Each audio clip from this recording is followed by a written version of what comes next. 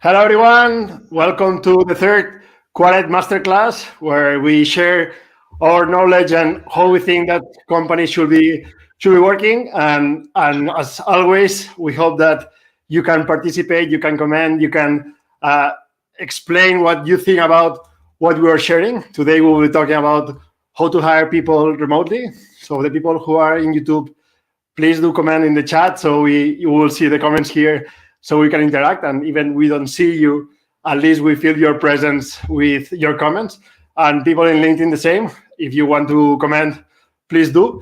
And as always, if you are subscribed to our newsletter that you can do in our website, you will receive all the comments, all the content that we will be talking today in your email, like next week. And today we will be talking with Mickey and Alex. I'm gonna introduce them like really, really fast. Mickey is the Senior Director Culture and People Experience at the African Leadership Group, and today he will be delivering a talking about the how to hire people and also in remote, because I would say like he's the remote man, because he's been like he's working full remote and all his company is working full remote. So you can ask them or ask him like a lot of questions if you want about this as well. And we will be talking as well with Alex. He's like the purpose, culture, and strategy at GB Foods, and also like he's been working in these topics as well. And the topic that we have today is what we want to talk about is like how to hire people that will succeed and stay for a long time. Because at the end, when we hire people, what we want is like people that succeed in our company. It's like the win-win, but both for our company and also for themselves. We want people that join us like to be successful in our company. So we'll see like the keys about how to do this, because obviously like a lot of people know how to do an interview, know how to evaluate people, but sometimes we forget some stuff that and also always we check in our side, okay, is this person fit what we want? But sometimes we forget some parts, and I think Mickey is like well, he defends like another idea. Today we will be like listening and hearing and learning what he thinks like we should be doing instead. And yeah, like, and please do share what you think, or if you have any questions during the presentation. And I think like we can go straight away to Mickey's presentation. And the goal of this presentation is like to learn how to predict job success and create long-term partnerships during the hiring process. So, Mickey, welcome to the Quared Masterclass, and thank you for also I'm going to be sharing your presentation. Welcome to the jungle. Hello, everybody. How are you? Hopefully, we can share some insights that you guys can apply. Tony, if you want to give us some context first and tell everybody how this part that we're talking about today, predictive and relational hiring, how to hire the best and have them stay, fits into the whole Quared framework, that'd be awesome. And then I can take it from there. Fantastic. So yeah, like as we introduced in the first Quared talk that you can check in our YouTube as well, and also like if you subscribe, you can receive the other newsletters where we develop this idea. We created Quared because we believe that we want to transform employees into owners. We want people that work in a company to believe that it's their own company, and we work in this framework in order to achieve that. So as we seen like the first day was like, first we need to know the purpose of our company, why we exist as a company, where we want to go. Then like we talk about the other phase, that is to understand what is the talent that we need, what is that talent, what capabilities and what values do we need in order to attract this talent, to have this talent. Then the next step is like to attract this talent that is matching these capabilities and also like these values with demand recruiting and employer branding that we'll see another day. And today we are like in the match, like once we attract these people, how we make sure and we do this partnership that Mickey will be talking about. And then once we have like the people that match and we have this partnership, how we like give it, how like we make them feel, or we convert them in, not just in employees, if not into stars. So we can like see, we'll talk in another session about like the emergent leadership and also to the talent-centric learning. And in the end, like the way to convert like employees or stars that are already stars into owners, the way we see it is like to have like an impact communication. So explain the impact that everyone is having in the company, and also like a model of power governance that also we will be sharing in another Quared Masterclass. And today we will be talking about this, like the match step, that I think it's also like one of the most important parts, because obviously all of them are important, but this is when the people will start like interacting with us, and we have to decide if we start like this partnership or not. So yeah, Mickey, if you want, or Alex, if you want to add anything into this framework presentation, it would be cool to hear you as well. Nothing to add. I'm really looking forward to listening Mickey out. So please, Mickey, go. Thank you, Tony. Thank you, Alex, for the intro. So yeah, as Tony a little bit explained, today we're shifting the approach a bit to this session, and we're going to spend the first 15-20 minutes in a knowledge pill, where I'm going to be sharing a little bit of insights on a little bit of hacks here and there that you guys can apply into your hiring processes, and really also after, when you're trying to like develop those partnerships with the people, so that they hopefully stay with you for a long time. And all of that in a remote setup. All of those things, by the way, are not only remote friendly, are for any type of hiring that you want to apply, but they suit remote as well. So any questions that have to do with remote in specific, but beyond remote as well, are welcome. So let's get into it. Predictive and relational hiring. Why the name, first of all? Well, I chose these two words, predictive and relational. Predictive because we want to make sure that we're bringing the best with us, not only the best. And we got to make sure that we can predict who will have success with us, because different people have success or may have success in different places. And we want to make sure that we understand who will have success with us. So the first most important thing is to predict job success in the context of our organization. We will see how to do that. And then relational.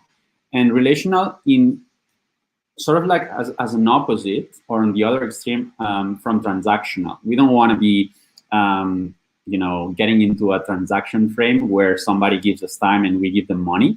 We want to establish a relationship. We want to establish a partnership. And we know that nowadays, we don't have those 20-year careers that we had before. However, we can still find ways to create something that is beyond a transaction. And we can still find ways to develop this relationship that hopefully can last for many years, even with today's reality and the startup world. So without further ado, we can get into it. Let's get into the predictive side of things first. I wanted to first share a bit on why, and why we need to predict who will have success in our organization. And I think that just by listening to Tony Saik, who's the founder of Zappos has a lot of fame, because Zappos became a very good example on a strong culture that was then, many people followed some of their advice on how to build a very strong brand around a really strong culture. And there's even this book called Delivering Happiness that the founder, Tony Saik, this guy wrote. And he gives us, in this video, 10 seconds, a clear reason why we need to predict job success. Let's listen to him. Biggest category of mistakes is in hiring. If you add up the cost of our bad hires and the bad decisions they made, and then they in turn also hired more bad hires, and this whole domino effect over the past 11 years, it's probably cost the company well over $100 million, and that would otherwise just be cash in our balance. So that's it. You don't have to be very, you don't have to go much deeper into it. Just, these guys in 11 years, $100 million was the cost of hiring bad people for the context of their organization. Because as he says, you hire bad people, but that doesn't stop there. Then there's a chain effect where those bad people or bad fits hire more bad fits, and then this becomes massive, and then it's really difficult to stop. So that's why we need to actually hire the best people for our context and predict job success. Now, the first thing that I wanted to talk about is the tools. So you should use tools that allow you to check for the things that matter. And here's an example of the things that matter for someone like Elon Musk. For Elon Musk, what's important is to find out, did they build something really impressive? Did they win some really tough competition? Did they come up with some really great idea? Did they solve some really tough problem? And sometimes it's difficult to understand whether they have the capacity to solve or come up with a great idea or solve a hard problem by just using the typical interviews or unstructured interviews that everybody uses. No? So let's use the right tools if we want to get the right answers, if we want to find out about the right information. So let's go into what some of these great tools can be. I wanted to talk about job simulations. So job simulations are king. Interviews are terrible ways to hire people. Yes, you heard it here first. Interviews are terrible ways to hire people, oftentimes. So job simulation, what is a job simulation? A job simulation is when you give a candidate a part of the real work. You give them an exercise, an assignment that resembles the real work that they will be doing. And then they go ahead and do it. The best job simulation is when you bring that person with you for 1 month into the company, and then this person works for you, and then you see it. That sometimes is very difficult. So you give them an assignment. You give them an assignment that resembles the real work. It must be real, it must be fun, and it must be challenging. So why is good? Why is this good? Well, first, because they are the highest predictors of job success. Second, because if they go through it, it's because they really want to work for you. And third, because it gives the person a chance to see the real work. So it's not just like imagining, they actually do it. So it's the best way to assess and to correct their expectations as well. And why not interviews?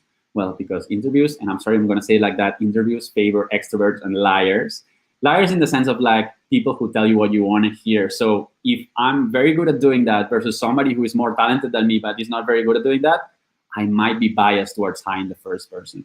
Number two, interviews do not fully illustrate how the person will perform in the actual job.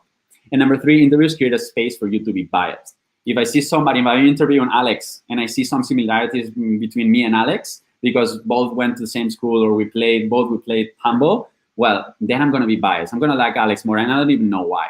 So for all of those reasons, we should, up to a point, avoid interviews. So then what can we use? This is the predictors of performance of during an interview, during a hiring process. As we can see here, interviews are not always bad. Unstructured interviews are bad. And by unstructured interviews, we mean interviews where I'm going to the interview with not a really clear set of questions that I'm going to use. I don't have rubrics on how I'm going to evaluate those questions.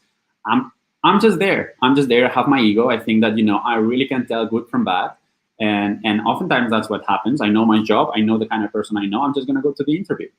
And then what happens is that it's not only you who's interviewing for that hiring process. It's many more people. And then if we don't all use the same type of questions, if we don't bring some structure, then the experience that the candidates get is really different. And the way in which they are evaluated is also very different as well.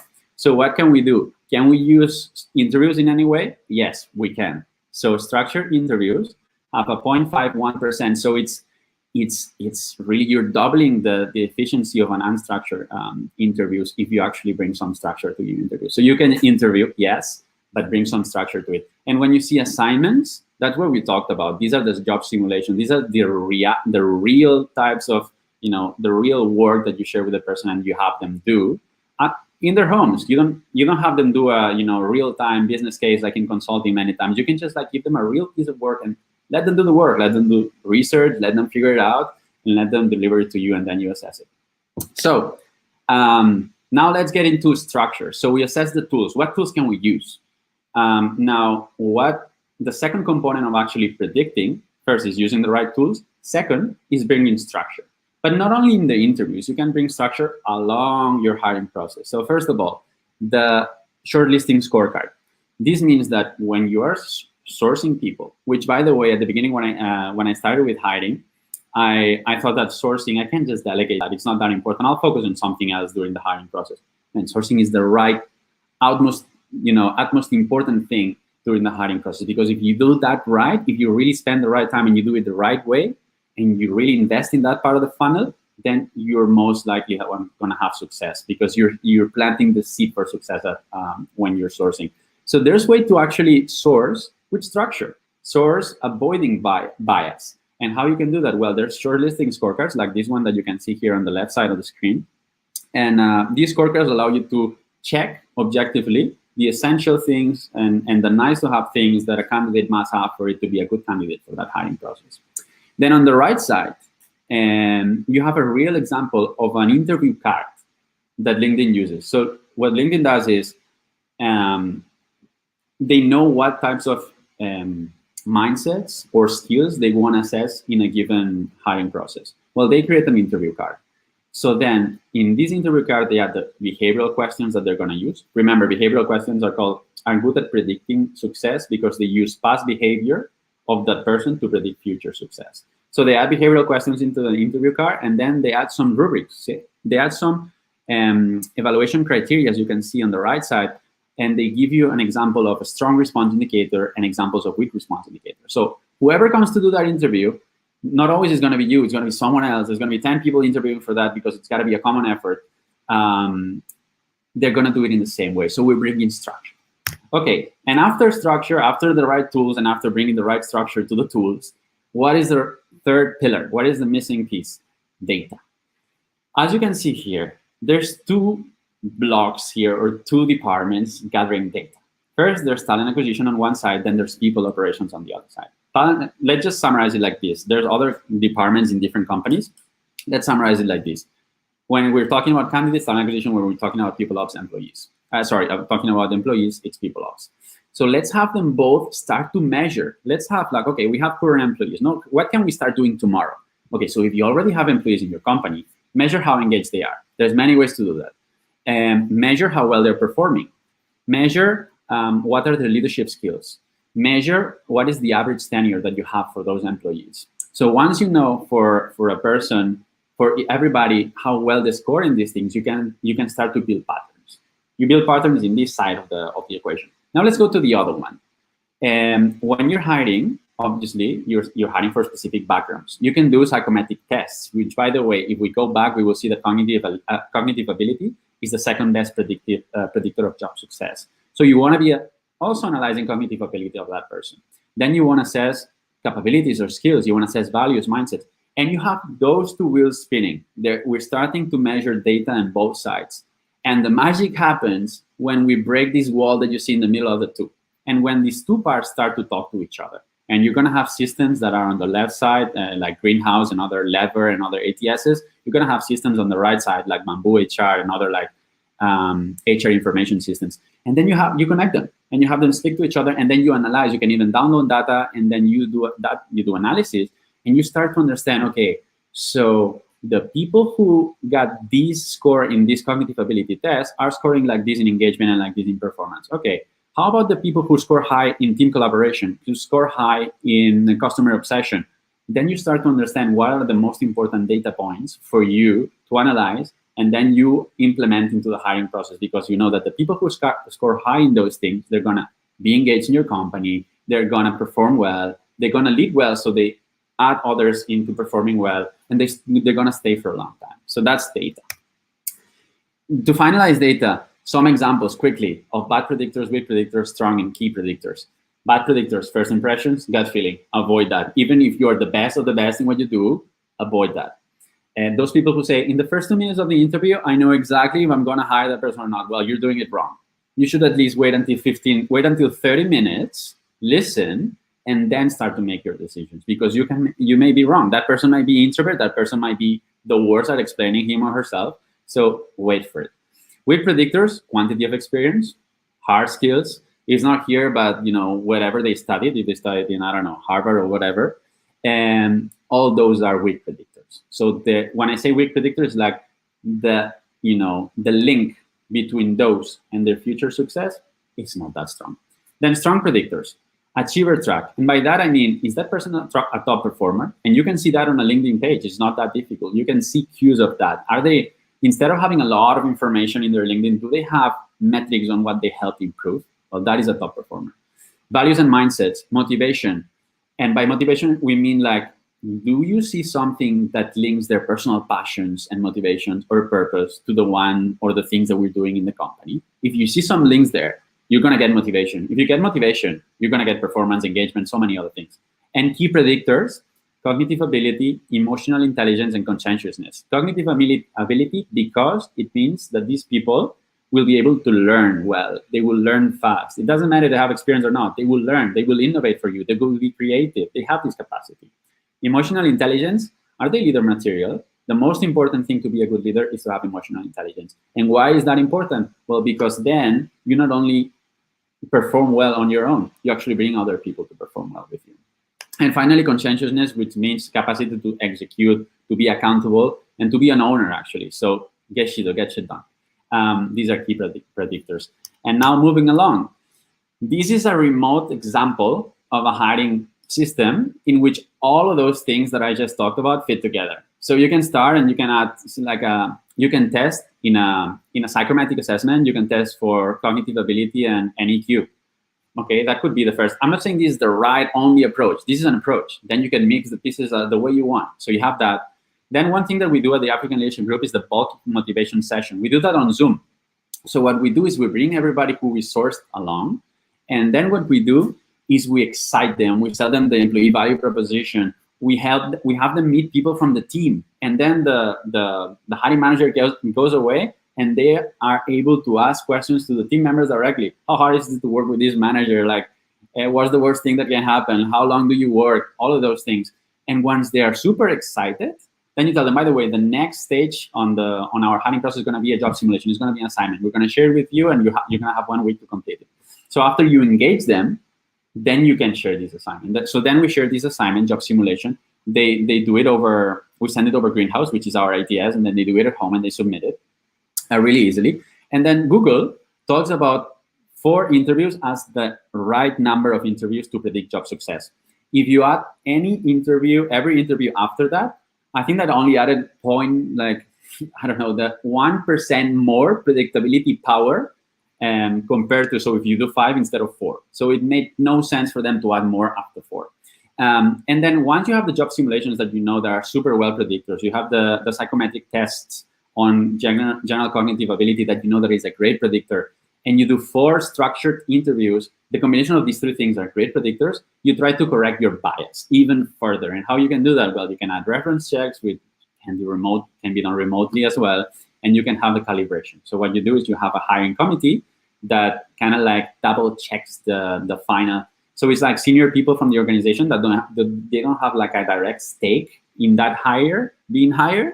So they actually provide a really unbiased opinion on whether that is a good fit or not. And that's it. That's an example on how you can all fit it all together. But remember, you gotta have the right tools. So if you're using the wrong tools, you're going the wrong direction. You gotta add structure to those tools, and then you gotta just hire some data people for hiring. It's gonna change your life. And that's that. And the last thing I'm gonna say around predictive is set the bar very high. Like, you want the best of the best. When you're predicting, predict success, but not a little bit of success. Predict a lot of success. You want to have the best. This is an excerpt from the Amazon stakeholders letter in 1998. And Jeff Bezos was telling all of the employees, before you hire someone, make sure that you respond these 3 questions. Will you admire this person? Will this person raise the average level of effectiveness of the group? Meaning, if people should say, oh my God, I'm lucky I entered today, because if I enter like 5 years from now, the bar would be so high, I don't even know if I would make it. And then finally, along one dimension, might this person be a superstar? Everybody should be like a genius in something. It doesn't matter. No? So set the bar very high. And now let's go into the relational. Okay, so now we predicted who's going to have success. We predicted that, okay, we hired the best. I promise you that this person is the best that we can hire. Okay, now let's make sure that they doesn't leave in 2 days, or not 2 days, but 2 months or 3 months because somebody else is paying them more. Okay, so how can we do that?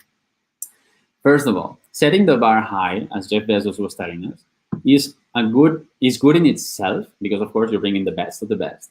But at the same time, it's also good for something else. It has a side effect. When you focus only on the best, your hiring funnel is not fat.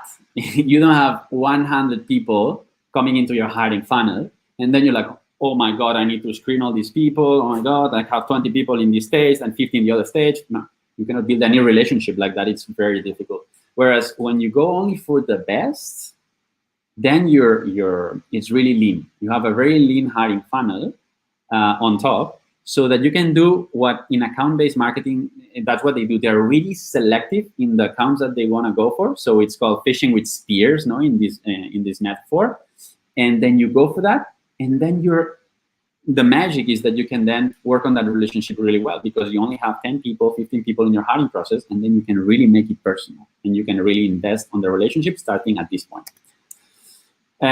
So, okay, what does it mean to make it lean? Make it lean, well, you can use 12 as the magic number. Given the interview to offer conversion rates, if you actually shortlist 12 people, most likely two will receive an offer, just following this that I shared before. Two will receive an offer, and most likely one is going to accept your offer. No? So you don't need more than 12, but make those 12, each of them count. So sourcing is really strategic when it comes to hiring. Then, following the same train of thought that I was talking to you about, people will forget what you said, people will forget what you did, people will never forget how you made them feel. And that's very, very important. So make them feel super special. It's not enough to send them an email from your ATS that says, hola, first name, and then, with that first name, okay, we made it personal. No, it's not enough. You actually have to go beyond that. You have to be creative and do more. Separate yourself from what everybody else is doing. No? So how can we do that? A very random example that I found that I wanted to share with you guys. Learn when it comes to hiring, and I learned that from Tony, do not see what's being done in hiring or in recruitment. Most likely go see what people are doing, what companies are doing, targeting the same effects for customers. And then you apply it for recruitment. It works all the time. Whatever the people are doing for customer experience, apply it for candidate experience, for employee experience, for staff experience. Whatever you're doing to attract new candidates, new customers, apply the same to attract candidates. So just try to learn from what the marketeers of the world are doing out there. And there's random examples like this one at Starbucks. This it seems simple, it seems stupid, but it makes your experience so much more special. It has my name on it. The person even put a smiley on it, and it was like written by me. That coffee can be half as good as the coffee next door. I'm still going to prefer this experience. So do the same for recruitment. Find ways to do the same.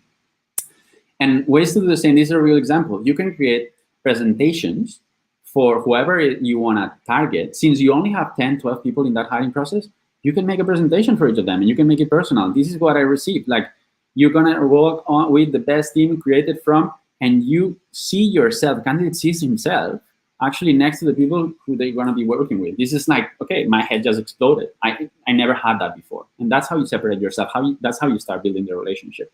And there's other ways that you can record videos when you reach out to people on LinkedIn. You can create, what we do is we use Unbounce, and we create landing pages. And we embed those videos in the landing pages, and then we share a link to the video, to the landing page on an email on LinkedIn. And that's how we approach this. So you can make it really personal. You can create a buddy system as well. That doesn't have to start when they're an employee. It can start when they're a candidate. Start building that relationship there. You don't have to wait. Of course, you can start at a given stage. Okay, I only do it for people who go past the X stage. Fine, but you can start there. And then also, once you created this experience, you also have to do something else. You have to create a relationship. You have to create a partnership. So you can learn from nature. Symbiosis. This is what ants and acacias do. Ants get food from acacias, which is a big plant. I don't know where you can find them, maybe in Brazil.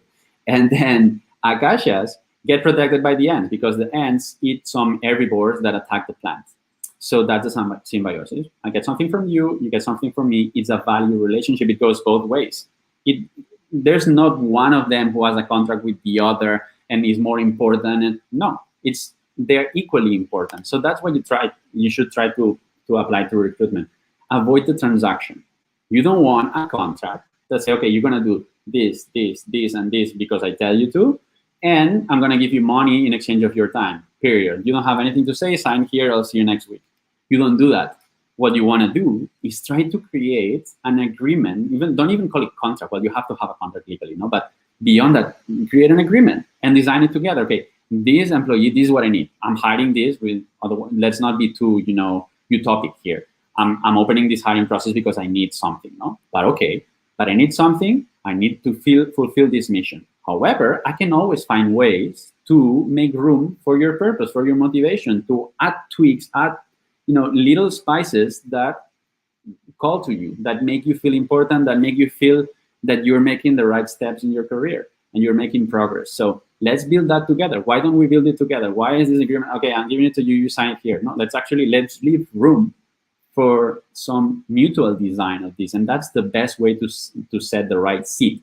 And then if we follow LinkedIn advice, we're going to enter the world of tours of duty. And this means that, okay, we started like this, but we're going to review this after, imagine, 2 years. And then we create a new tour of duty. And that's how we get people to stay for a long time. Because people want to shift careers. They want to learn new things. They want to learn new skills, new mindsets, work in different things. So we got to create several careers within one organization. That's how we do it. Okay, but now this person, that's my case. I was director of talent acquisition, and now I'm director of people experience. Well, they created a new career for me. I stayed for 2 years, and now I'm going to stay for maybe for 2 more doing this. And then after 2 more, we're going to sit again. It's like, okay, what are you interested on? What do you need company? What do you need employee? And then we sit together, and then we plan a new career. And like this, I'm going to stay. I'm still working on stints of 2 years, but I don't have to change my company.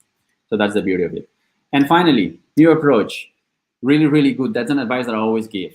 Good, fast, and cheap. Normally they tell you, good, fast, and cheap, pick 2. Can we pick 3? Okay, let's go to it really quick. Fast and good, headhunting. You hire a headhunting firm, you're going to get good people, and you're going to get them really fast because they have a database. But it's not cheap. I'm telling you, you have to pay a lot of money to get a headhunting firm. So that works for one role, but when you scale that, well, it gets messy. Fast and cheap.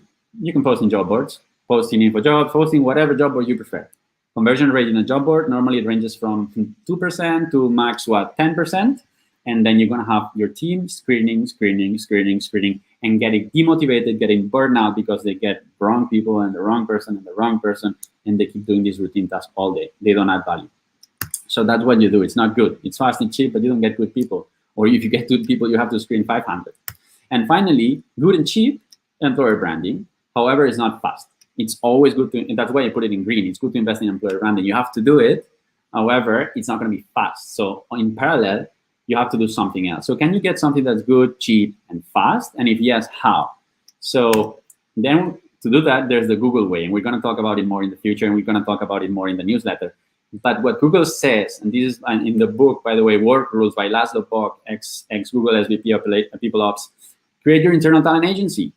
Here, where it says not cheap, the headhunting, create your own headhunting firm inside the organization and have your people stop screening, stop posting on job boards, and actually find the best people through LinkedIn Recruiter. There's many ways to become really strategic about sourcing. Focus a lot into doing the sourcing right, and you're going to save money, you're going to enhance the candidate experience, and you're going to make better decisions because you have more information about what you need.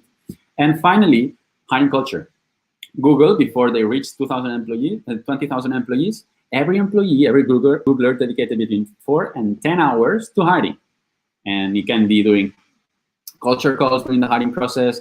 You can be referring candidates. It can be many things. But that's the most important thing that everybody has to have in their minds and in their priorities and the OKRs. Everybody has to have something about hiring because that's how you scale a company. It depends on what stage you are, no? But if you're scaling, that's the case. And so today, that's the last slide. What should my talent acquisition team do? Well, stop doing so much screening, stop doing so many interviews, because that can be split with the whole rest of the organization and the hiring teams. So much screening, stop doing so much posting, and invest in sourcing. Instead, invest in doing strategic sourcing. There's a guy called Glenn, I forgot the last name now, I'll share on the newsletter as well. This guy takes the sourcing game to a next level. It's unbelievable how you can actually use the tools that you have in your hand today to find the best. And then spend time delighting. So the people in recruitment should know how to delight. And the people in recruitment should know how to measure things to actually be able to predict. So bring in more marketing, bring in more operations to keep structure, and bring in more data analytics to actually predict and have people predict who's going to be the best and have people stay for a long time. And that's the end of it. Sorry if it took me a little while, but I wanted to share all these things. Thanks so much, guys. Open it up to the rest. Fantastic. Thank you, Mickey. I think I will have to rewatch again all the slides because they were had so much value in all of them, because I think you touched different aspects of the hiring process. And also I want to invite people if what they think about it or if they have any questions about how to implement this. And But well, I have different takeaways, but I want to ask you many questions about it, and also like I want to hear what Alex has to say.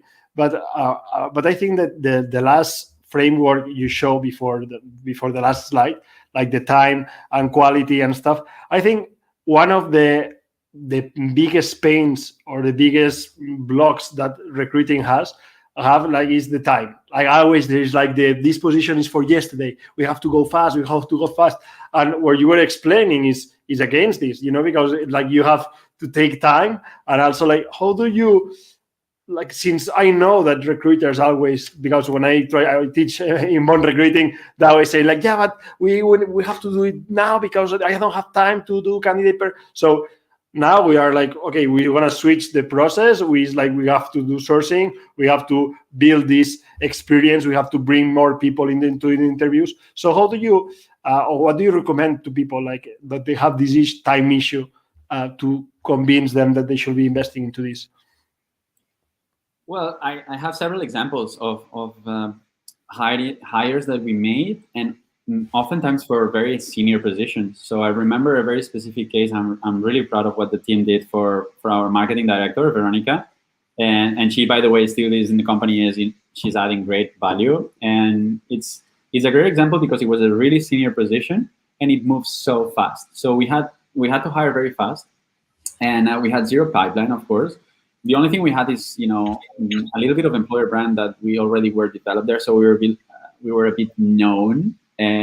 But that's it. And we actually were targeting the global population. So not only in Africa, so we're not known everywhere. And Veronica's actually from the States. So how can we do that? And so it was so fast. I think that in 1 week, we sourced 18 people, but 18 like the best. So first we align, no? Day one, we align. We spent the next 4 days sourcing the best of the best in those skills and mindsets that the person needed, that the marketing CMO needed. And then by day 4 or 5, the CMO reviewed those candidates on LinkedIn Recruiter, gave us feedback, and we screened, I think we shortlisted 13 out of the 18. Then in parallel, the team, the person in charge of talent brand and talent marketing, started to develop a landing page and a video for the candidates. So to those 13, we shared on an email on LinkedIn Recruiter those the landing pages with the CMO explaining the position and the EVP and exciting them. We got answers maybe from, I don't know, 8 or 9 that wanted to actually start talking to us and enter the hiring process. And so that took us 5 days. And then on the next week, we had the first round of interviews. So in all, man, it was like we made the hire in under a month. And because we have many stages, but building that pipeline, honestly, was a week. It was so fast to do it on demand and by using this in-house approach that we got from Google. Not like for me, it was like it's a good approach what you mentioned, because sometimes we think that doing sourcing and doing these activities it takes longer, but maybe it can take shorter if you are aligned. But I'm gonna let Alex also like share his thoughts, and I'll keep asking you questions. And if you want to ask any question or any comment, well, I will receive it, Mickey, for your presentation, some comments that say Francisca says excellent, hats off, and also Joanna was good sharing. So happy to receive that it had value for you. So Alex, I'll let you continue. Yeah, man, first of all, I was already exposed to a lot of the things you said, but today refreshing them for me was really, really good. So again, thanks. Thanks, because I saw the Geseido thing, and I thought it was a Japanese, like that. What's the name of the purpose one? I don't remember, but it's also a Japanese name. And it's like, okay, that's a Japanese thing, Ikigai. And then I realized it gets shit the done. quote of the samurai is Bushido, so Bushido not to get mistaken by Geshido. Exactly. Thanks. And one question that I've been revolving around, which is, and I think you spoke a little bit about it at the end, but it's what is the specific role of leaders, of managers, let's put it in an easier way, of the organization along the overall hiring process? Because I think there's a little mix in between that understanding. No? So a lot of organizations are trying to push even the managers to get into the hiring. Some of them don't get the managers until the last bit of the process, and then 90% of the process is done by the HR teams. Could you could you clarify a little bit the different roles, right? So if HR is just the facilitator, or it's also a big part of the interview, or what exactly is the split? So, like I said, there's there's also people at LinkedIn talking about the recruitment mindset or hiring first mindset. I don't know how they call it, and Google is actually doing the same, and many others are doing the same. That means that the most important thing that everybody has to have in their heads when you are in a company that's scaling is hiring. So the way in which they approach it and we approach it is that I remember oftentimes my CEO and founder, Fred, he has hiring as the first priority for everybody, for himself, for everyone in the organization. And oftentimes he gets a little upset with some managers who expect, he's like, oh, look, Mikel's team didn't bring me a pipeline. The pipeline is still a bit dry. He doesn't. Mikel's team is not bringing you any pipelines. You drive your pipeline. You own and drive your pipelines. And Mikel's team is going to help you here and there, facilitating the things that are a bit complicated for you, coordinating an interview. It's difficult for you. Setting up the rubrics, doing the sourcing. All these things are like some things that you don't have access to the platforms. It's a bit difficult, no, for a hiring team to do. When I say hiring team, by the way, this is marketing. If marketing is hiring for a marketing analyst, the hiring team is marketing. It's not the TA team, talent acquisition team. So you drive your own recruitment. Hiring teams with the hiring manager on top are driving their own recruiting, and they're in charge. We actually suggested, I think it was a list of 25 different sourcing methods and channels that they could use. And we tell them, look, we're going to facilitate the job for you when you tell us, but you drive it. So if you want me to post in this job, or tell me. If you want me to share with this recruitment firm, let me know which one. But go on and share in your LinkedIn profile. Go on and refer people. Go on and talk to your, Fred also tells them, like, go talk to your university professors or business school teachers, and get into those alumni places where you can post your positions. Do all those things. You drive your hiring processes. Don't expect TA to do it for you. So TA is a facilitator. The one driving pipelines and the one driving everything is the hiring team. That's the only way, by the way, this is the only way that it can scale, especially in a world of startups where you don't have our talent acquisition team for a company of now it's going to be soon 200 people is now it's 4. When I was there, it was 3. So it's really, really small. And how we do that? Well, because everybody's hiring. It's really collaborative. And by the way, follow-up question. Last thing, we need help not only from TA, we need help from the rest of the organization. So we have culture carriers who do the culture calls as well. So everybody's helping. Let me ask you a follow-up question on this one. How do you, I understand that your company is probably exceptional at that, but I think a lot of companies are far from what you're explaining today, and especially from this mindset on that, that the hiring team is not HR or people. How do you drive that change? How would you instill that mindset across a big organization? Or even how do you drive those skills? Because, for example, myself, tomorrow they tell me, Alex, you need to hire somebody. What do I do? Yeah, I know LinkedIn is cool, but yeah, I'm going to send an email. What else? That's a very good point. That's a very good point. So what we did is, first of all, the founder and CEO drove this. So this was we have what we call Manager Mondays, where we train our managers. And the first of the Manager Monday sessions that we had was about hiring. So this was a task force, a project led by the founder himself, and we created our hiring approach. We called it our hiring approach, and we had a presentation that's like, I don't know, 50 or more or 70 slides long. And then we gather all management, and he personally, and then we helped them a bit, and shared what our hiring approach was. And he guided us to that, and it was coming from him. And then what I did is take that and operationalize it and put it into a framework, put it into a system, and put it into a playbook. And then I trained each team. So imagine you're leading the marketing team. I sat down with you. I shared all the information. I got the marketing team to review it, and then we got together and I walked them through it. And then I created resources. We created videos for them to have it on their own when they needed it. So it's a job that you have to do by creating the strategy or the approach, and then the playbook so they can implement it. So it's you cannot have it like that. Okay, let's start doing it. No, you have to. There's work behind it, and it was really, really, really important that it was spearheaded by himself, because the commitment, the buy-in that we got was much, much bigger. And he had it clear. I'm not doing this because, if we don't hire right, we're not going to get anywhere. So it's the first priority that we have.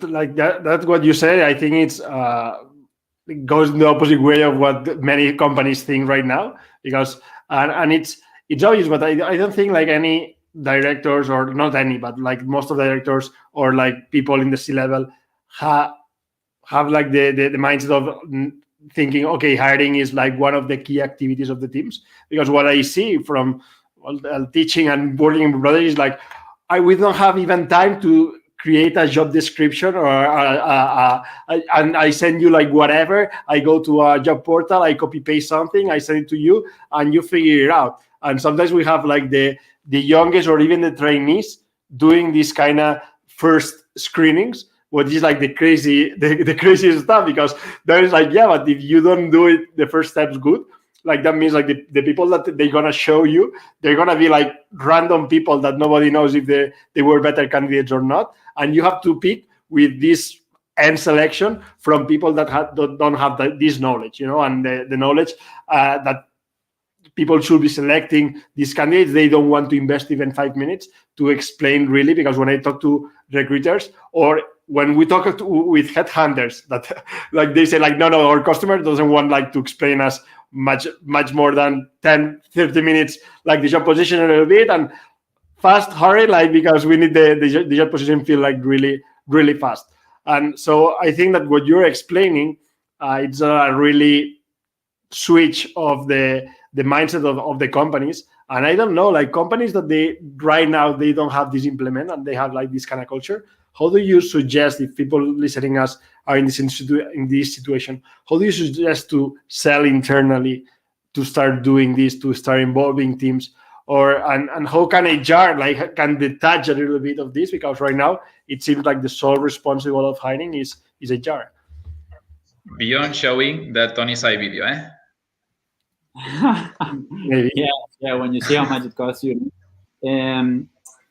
yeah, it's a very interesting question, and I remember that, Tony, we were doing a Clubhouse session one time, and we were talking about the future of HR, and we were talking about how a possibility for the future of HR is to disappear as it stands right now, and maybe it can stay doing some specific things now that are really can only fit there.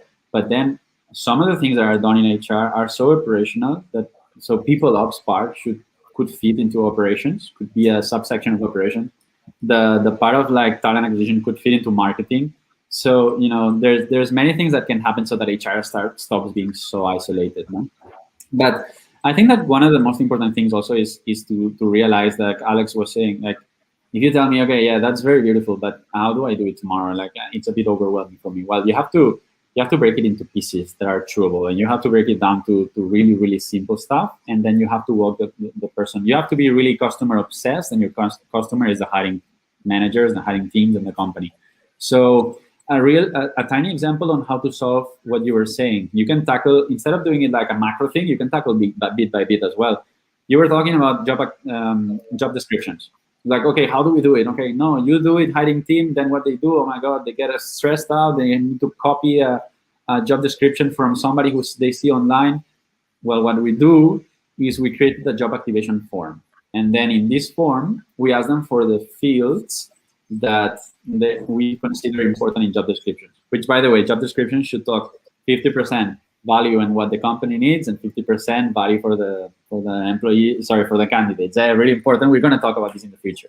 But so whatever we need, we wanna add in that job description the employee value proposition. We wanna add the mindsets that this person needs for this job. We wanna add we have spaces for them to share this, but in a really simple way. They don't have to format it. They don't have to think about. No, they just share these in these little boxes. They put the text there, and then we format it for them. For us, it's super simple because we know the format, we know the structure, it's copy paste, it's ultra simple. But when you leave them alone with the task of like, hey, create a job description, they're like, oh my God. So you gotta make it, think about them, think about their experience. It's not like they don't do things because they don't want to. It's because it's hard for them, they don't know how to do it, they never did it. And you have to help them, you have to go hand by hand, give them support, train them, and give them little tools, templates that can actually be helpful. No? So I think that in the future, whenever we put together this Quared online training or online platform or course, these are some of the little kind of like tools that we can share with people so that they can implement in their companies, because it might be a bit overwhelming. And at the end of the day, we've done it, and it's simple. No? But if you want to do it all at once, it can be a bit overwhelming. Yeah, but we see a lot of what it makes sense is like the best companies, the companies who admire, like they are following this path of like hiring and having this kind of selection process. We know that the other day I was talking to a friend that now is like, he was in the interviews with Airbnb, and he was explaining me the different interviews. Sorry, and sorry, like, and they were saying like the last interview was like with people from the team to know the cultural fit. So, and everybody like is excited to have this interview as well in the other side. So it's like, well, now they show me the values and they show me like all the information about the company, developer position. So I have to prepare, I have to read everything. So the candidate also like sees the importance of this, because they want to know what are the values, what is the value proposition of the companies. And sometimes like, no, here's what you gotta do. Interview, and the candidate is like a beggar, like, please give me the job, I'm gonna answer you whatever. And I see like people training how to answer this question in a job interview, how to do this in a job interview, what to say in a job interview. And it's like it's more preparing the interview than not like fitting to the job that you want to do. And I think that that is something that probably with this job kind of interviews, like job simulations that you were saying, can be solved. And I wanted to ask Miki, this model that you show is for any position, or is more for position, like, because if I imagine blue collar positions, you can apply this process as well? What is your thought on it? That's a tricky question, eh? No, I have to be honest. I have not applied this. I have not applied this specific process for a blue collar position. I was heading Foodora in the past, and we were hiring riders, and that went a little bit different. You have to iterate, and you have to test, and you have to see what works everywhere. And if you have this works in a pipeline, we were talking, we have really thin, lean pipelines that you get 12 people and then you hire one. When you want to hire 100, then you need to hire a pipeline of 5,000. That the story changes a little bit, and you have to do things that scale a bit more and that are a bit more automatic. No, so instead of having like you can add different things. You could add like a stage that is a video recording interview where they record themselves. Like you can have chatbots. There's different approaches. Not necessarily exactly what I said applies to blue collar, but with little tweaks we could find the ways to apply to blue collar. For everybody else, I think yes, we apply it the same way for really entry level positions, and as to really senior, like I said, that director of marketing, for instance, positions. Sometimes if there's a new market where you don't have a lot of experience, or there's a position where it's really difficult to source for because it's really technical, it's developer of this program, that for that person sourcing is going to be very difficult, maybe you can seek help from a recruitment firm, from a headhunting firm. What I said before, that they are expensive, and that doesn't mean you should never use them. They're the evil. No, I like headhunting firms. They can complement really well. They should probably not be your main strategy, because then your cash is going to go away really fast, but they can complement you really well. So you have to be flexible. There's no universal truths. You have to adapt to every single thing that you need to do. For the most part, I figured that this approach works, but feel free to iterate it for whatever you're hiring for. It's super ultra senior new market, or Super technical. Well, search a headhunter. And it's something that you need a lot of numbers. Well, job boards stop being a liability and maybe start being something good if you don't need somebody who has all those standards as to compare to other white collar positions. No, so be flexible. There's no universal truth. One question, Mickey. Just one question. And related to what we're discussing now, so changing gears a little bit. I was reading the book that you recommended me about, Basecamp, and it doesn't need to be crazy at work. And it's a really good book, actually. So thanks for the reco. But it makes you think a lot, right? It's so disruptive, everything. One of the disruptions there is actually around the hiring process and the importance of the CV, or the importance of the past experience. So to what extent is, let's say, related past experience? For example, I'm in strategy, is having someone, in general terms, obviously, that has worked in a similar position than the one you're looking for, or let's say at the lower level, important to you, or important for the future success of that person? So we can go back to the predictors, no? And I think that when we were talking about the predictors of future success, the quantity of experience is probably not that. So the skills. So by working for a long time in a given thing, I get quantity of experience. No? So I have a lot of experience doing that. But what we're talking here is we're talking about an input. I've been doing, I don't know, imagine, no? I've been the financial director of a company for 5 years, and now you want to hire CFO. Like, is that good or bad? Well, it can be good. Like, it can be a good way to start, but it does not necessarily have to be a good predictor of future job success.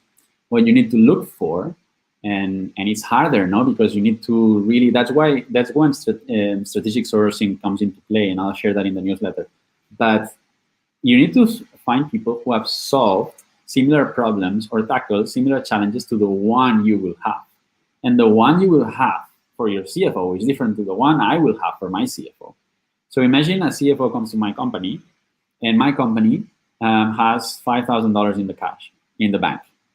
And I'm going to need somebody who has been dealing with critical cash flows and who has been able to make companies thrive and rescue companies and make them thrive after dealing with these delicate cash flows. And so I want to make sure that the types of companies that this person has worked for are not ultra big multinational companies, because then it's very possible that this person has 10 years of experience as director of finance, but doesn't really know how to do what I want them to do or I need them to do.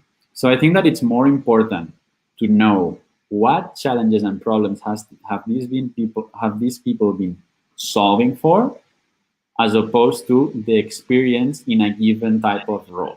So if Tony or if you have been leading marketing in a company that has problems that have nothing to do with mine, looking for quantity of experience as a marketing director might be very relevant for me.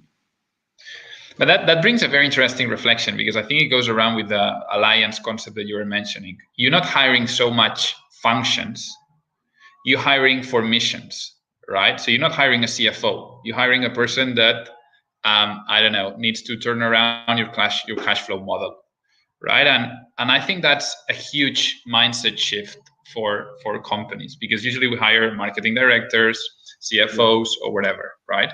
Yeah.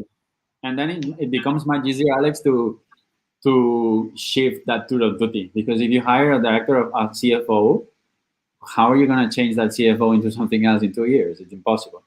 But when you try to make it a bit more flexible, and when you get to a chief level, it's a bit more tricky to defend, no? But like anything below that, like it's much easier to actually hire somebody for a mission, like you say, because then it's easy, it's natural that the mission is going to evolve as they continue with the company.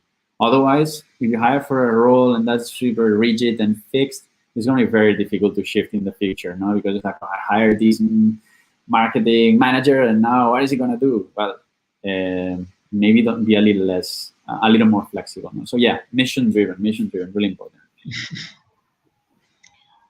Excellent, thank you. If you one, Tony, do you want to share before people call it a day our little survey? I want to know how I did. I want to know if people have any feedback, how we Yeah, position ourselves in the world. I want to know what people think so that we can bring more value in the future. Yeah, like I just share it in YouTube. I'm gonna be sharing it now on LinkedIn. But if you want to comment in the chat what you think, like if you apply any of these methodologies or anything that helps you hire better or like have a better productivity when you do interviews so the candidate can match, please share. Or if you have any questions to Mickey, to Alex, or to me, like please do share. I'm never going to be talking about this again, so if you have a question, ask me now. I'm joking. No, and also in the meantime, I wanted to ask you like how we can train maybe our managers, or what we should be training them first. So if we want to do it, for them to do it, or start like doing, this model. It's a mindset shift. I think that the skills are really simple. The skills to hire are not that difficult. You have to have clarity on the problem that you want to solve. You have to have clarity around what you're offering the person. What is the value for working in your team and in that role? So what value is the person is gonna extract, because that's gonna be the base of your storytelling during hiring process. And you gotta know all these things. So you gotta have these things. You have to reflect, but everybody can reflect on what they need. No? And once you do that, if I can collaborate with a team that helps me put the questions together and helps me create the rubrics, and that then it helps me schedule everything, that then schedules the culture calls that somebody else will help me do. It's not even going to be my team. And then there's going to be a hiring committee at the end to make sure that I'm not taking the wrong decision. And it's like the support is really there. We facilitate a lot, no? And the only thing that you need to have to start with is the mindset. And I think that it's really simple to say, hiring first, hiring mindset. But how you test it is like, imagine you're a culture carrier. And I tell you, okay, hiring first, that's the mindset of the organization. You are a culture carrier because you've been with us for a long time and you carry our values. And then tomorrow, I tell you from that, and you tell me, yes, fantastic. But from that to tomorrow, I'm going to block you every week, 2 hours in your calendar for you to do culture calls. And that is when it changes. If you have the person say, oh my God, I need to do culture calls, then the mindset shift has not happened yet. So for that to happen first is very important. And for that to happen first, there needs to be commitment from everybody, and it needs to start from the founder or CEO, I believe, so that the wheel starts to change in terms of mindset. And here I'm going to let Monsieur Dilmé speak, because changing mindsets in big organizations and adopting new things is tricky. And it's the most difficult part. The skills, that's simple. You put together a playbook and a couple templates and it's good. But it's the mindset. Again, yeah, I think we could spend 2 hours speaking now about changing cultures. And I think I'm gonna save this for the next session. But I agree. The most important one, at least the biggest predictor of culture change, is CEO and top management alignment and push. If you do that, you get, I would say, 50% of the job done. Then there's obviously a huge amount of other things you can do. Alex, but say nudges, and you need to nudge people. There's nudges, no? We like the nudges. Yeah, we like the nudges. But again, the biggest nudge is seeing your CEO or your management team spending time on doing these things. That's when you really change your behavior. And you need to understand it too. Like you want to work if you bring a team of A players. There's a video from Steve Jobs that says this is self-policing. Like A players bring in more new A players, because an A player wants to do two things. First, work in an amazing challenge. You want to solve something that impacts the world, and second, they want to do it with really talented people, and they don't want to be working on that amazing challenge with people who are not successful in that context or don't have the capacities or mindset. So I think that once you get those A players and you get them to understand how important it is for them to work with more talented people who, like Jeff Bezos was saying, keeps on setting the bar higher and higher and higher. And you have them understand this is the only way we're going to actually get to where we want to go. And that's the only way in which working in this company is going to be engaging, motivating, and amazing, because we're going to kick ass. when you get them to understand that, I think that a lot of things change. So the change in mindset is not done by saying you need to do that. It's done by showing the benefits that they will get by doing that for themselves, selfishly. I think this is the key point for everything, because when I do like referral programs, like I always suggest to companies, like, don't say like they should help you, like tell them that they should help themselves, because they are not doing you any favor. Like they are doing a favor themselves, because you're not going to be working 8-10 hours with the person every day. When the hiring is done, you're going to leave and they will be stuck with this person. So you always have to tell them like, hey, you are helping yourself. Do a favor to yourself. Do you want to find your next colleague? Put it this way, because then they start saying like, okay, maybe, yeah, I should do this. And also I've been seeing companies that now they look, when they hire, when they hire like really senior positions or director positions or manager positions, for them to be talent magnet as well. So they want to know if they're gonna do any activity or they're gonna ask them in their job description to do talks, to do posts, to do stuff in order to be a talent magnet for the team. So at least I'm seeing this, but I'm seeing this in smaller companies or tech companies or scale-ups, startups, that I think that they start with this mindset. And when you are in a startup, you don't have like a hiring team, or like you have one person maybe in HR, and they have to do so. In order to make sure that you are hiring the best, you have to do it yourself.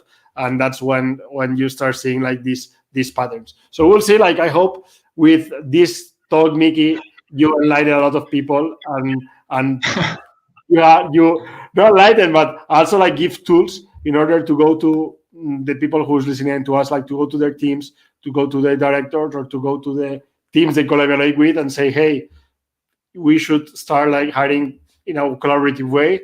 We should start like maybe putting job simulations, doing interviews in this way. Maybe we can like bring a buddy into the interview process, or like the stuff that we've been saying. And it's like just like doing interviews and just like having HR in the first interviews, maybe it's not the best way to do it. And we should like change it, and we should have everybody on board from the very beginning. So, and also you have this talk in YouTube, and if you subscribe to our newsletter, you will have like all the notes, all the material written down, and you will have it in your inbox next week. So I think these tools will help them and empower them to do this switch. So I hope this happen. So I don't know, like, do you want to share with us, Alex, Mickey, one last message, or one last? For me, the one is like, as always, take action. Like now you have tools, you have ideas, and it's like what you can do tomorrow, maybe to start like going towards this direction if you feel like it's the direction to go. So for me, it will be like, okay, and if you not sure, rewatch the talk or rewatch Mickey's spiel and see what you can implement tomorrow. That I think is the best way to at least write down what you take from this talk, because if not, we assist to talks, but we don't take action. And the most important part, and I think to achieve our purpose as well, is people to take action by themselves. So yeah, that will be my message. So maybe Alex or Mickey. So I'll leave you, Mickey, to the end so you can make the closing. But on my end, I have two very big takeaways. The first one is, so the hiring team is not the HR team. And the second one will be, you don't hire positions, you hire for missions. Yeah, and to me it's a change of what you have your talent acquisition people do, and have them screen less, have them interview less, and have them source better, have them do more marketing, and have them do more data analysis and gathering. If they do that, I think that the quality of the people you will bring along and the amount of time they will stay will for sure be impacted. And you will only know if you're measuring it. So start to measure as well. And by the way, okay, let me choose another closing thought. I always say that a company becomes the people it hires, not the plan it makes. So make sure that if you want to pitch it to your CEO, put that on the cover of your presentation, and hopefully he or she will believe you. Fantastic. So, and also thank you for everyone for watching, for being part of this movement, because at the end we call ourselves like a little movement that is starting little, but at the end we want to gather. And also, like, if you subscribe step by step, we will be like becoming more and more people driving and pushing to have this change in companies and mindsets, and also like to have what is our purpose, to have like owners in companies, not just employees, if not people that are fulfilled, they are fulfilling their jobs, and also like they work towards the same direction as the companies. So yeah, and you can subscribe as well to our YouTube channel, so you get notified for new videos and everything. And yeah, thank you again. If you watch this in the recording, you can comment as well. We would love to listen, to read your comments, to your ideas, to your whatever you have to add here, because we love the conversation. Also, you can reach us on LinkedIn, so feel free to do it, because we love to talk to people and to have more knowledge. As Miki was saying, like, try, test, iterate this model, and if something is been working for you, please do share with us, because we love to learn as well. And yeah, and see you in 2 weeks maybe with the next Quared Masterclass. Thank you, everyone. Bye-bye.